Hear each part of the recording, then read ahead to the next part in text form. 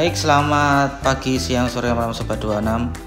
Jumpa lagi di channel saya di Mada 26. Kali ini saya akan share pengalaman dan cerita saya dan keluarga selama jalan-jalan di Jogja di liburan bulan Desember kemarin. Akan saya bagi menjadi beberapa part ya. Untuk tempat pertama yang kami kunjungi yaitu di situs Keraton Ratu Boko. Saya terakhir ke sini itu kalau tidak salah waktu kelas 3 atau 4 SD ya, sudah hampir 20 tahunan lebih, 20 tahun yang lalu. Dengan dulu masih jalan kaki lah, itu dari jalan yang ke bawah itu, dari arah jalan yang menuju parkiran bis. Nanti kita jalan kaki nanjak dengan anak tangga cukup banyak, kemudian baru masuk ke sini. Kemudian sekarang parkir mobil pribadi sudah bisa langsung masuk ke dalam area depan gerbang situs Ratu Boko. Ini tangga masuk di depan ya, di awal setelah gerbang checking untuk masuk. Di sini yang jelas yang perlu kita persiapkan selama pandemi adalah sertifikat vaksin atau aplikasi Peduli Lindungi. Pasti kita diminta untuk scan dulu di depan tadi. Dari sini kalau kita memandang ke arah kiri itu kelihatan sekali Gunung Merapi ya.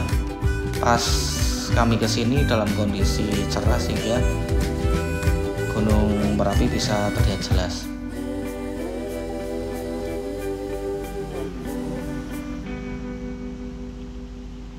Di sini jujur saja setelah 20 tahun yang lalu sangat jauh berbeda ya. Bedanya bahkan menurut saya cukup banyak. Kalau dulu ketika ke area situs Ratu Boko itu situasinya masih cukup panas, gersang, belum banyak pohon-pohon dan belum banyak rumput-rumput yang membuat suasana seger dan hijau ya. Dan kalau tidak salah juga penataan untuk jalan masuk, penataan jalan yang berupa sudah di paving atau di bataku itu kalau saya tidak salah ingat dulu belum serapi ini. Yang jelas dulu ketika ke situs Ratu Boko itu cukup melelahkan, seperti yang tadi di awal sudah saya bilang. Jadi harus naik tangga yang cukup tinggi, cukup panjang, dan sampai ke lokasi juga cukup gersang dan panas. Dan sekarang sudah sangat berbeda. Di depan sebelum masuk ke situsnya ada tulisan Keraton Boko yang cukup besar yang biasa dipakai untuk selfie. Kemudian situs ini kembali terkenal setelah kemarin digunakan oleh syuting untuk Ada Apa Dengan Cinta 2 ya. AADC 2 menggunakan salah satu spot di Keraton Ratu Boko dipakai untuk salah satu adegan di film tersebut.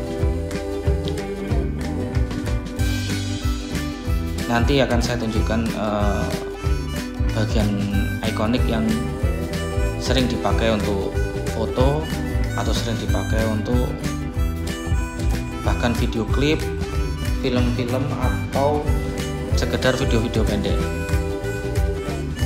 Nah, sudah hampir terlihat tuh gerbang di atas itu yang memang titik yang paling sering dipakai untuk foto-foto. Sebenarnya kalau ke sini bagusnya ketika sore ya, ketika sore hari kalau suasananya cerah sehingga kita bisa melihat istilahnya matahari terbenam dengan siluet cahaya kuning keemasan yang cukup bagus di sini. Cuman ini ketika kami ke sini ini masih siang. Nah, gerbang inilah yang biasa dipakai atau spot favorit untuk yang wisatawan untuk berfoto di sini.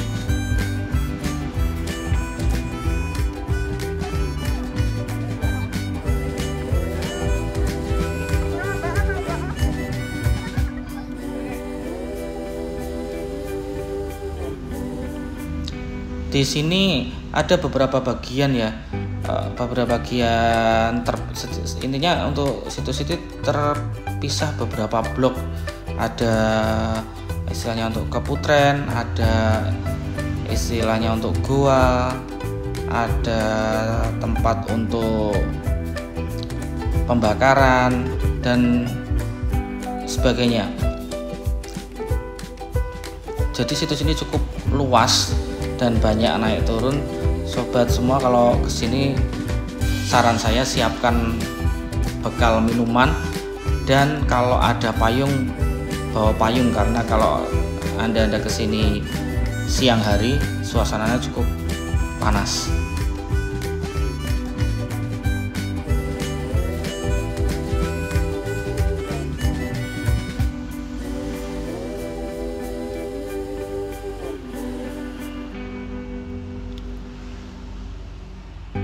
Bagian belakang itu ada istilahnya untuk Taman Sari, untuk yang putri istilahnya istana keputren. Kemudian ada tempat untuk pemandian juga, pemandian putri juga, ada gua dan ada pendopo. Nah itu ada gua, ada keputren.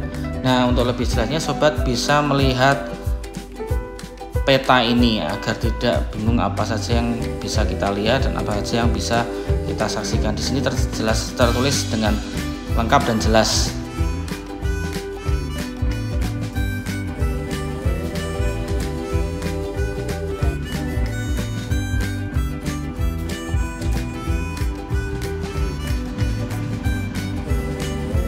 Kemudian ada satu tempat yang cukup menarik perhatian saya, artinya itu tempat untuk apa ya, karena ada tangga ke bawah tapi kok tidak ada apa-apa, hanya sebuah lubang saja. Ternyata menurut ceritanya konon katanya bagian itu ada sebuah gua yang nanti tembus sampai pantai selatan. Di sini masih ada beberapa tempat istana yang mungkin belum terpugar, sehingga batu-batunya masih dikumpulkan menjadi satu di salah satu titik sudut yang dekat keputren. Jadi istilahnya belum terpugar 100% lah. Kemudian kemarin saya juga sempat cerita-cerita dengan salah satu pedagang yang ada di situ, yang beliau mengatakan beliau adalah keturunan asli keempat yang warga tersebut, atau yang orang tuanya dulu memang asli situ. Itu bercerita bahwa ada di sini tuh ada satu stupa yang mirip dengan stupa yang ada di Borobudur katanya, ada di bawah. Padahal ini kan melihat situsnya di situs Hindu tapi ada stupa Buddha.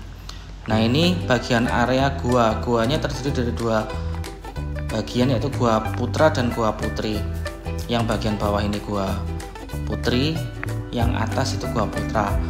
Digunakan untuk dulunya untuk semedi atau untuk sekedar menenangkan diri. Ini dalam dari gua putri tidak begitu luas sebenarnya, cukup untuk bersila saja, karena kalau kita masuk harus sedikit menunduk ya. Nah ini bagian keputren, bagian belakang, di mana di bawah terdapat kolam-kolam yang mungkin dulunya dipakai untuk mandi ya. Bentuk bangunnya sebenarnya masih cukup kokoh, cukup terlihat lah, meskipun beberapa batu belum terpugarkan ya. Jadi bentuk bangunannya masih jelas sangat kokoh, sehingga mengingatkan bahwa nenek moyang kita aja dulu bisa membuat sebuah bangunan cukup megah seperti ini. Jujur ini sangat saya rekomendasikan karena istilahnya tempatnya cukup indah, cukup bagus, banyak spot-spot foto.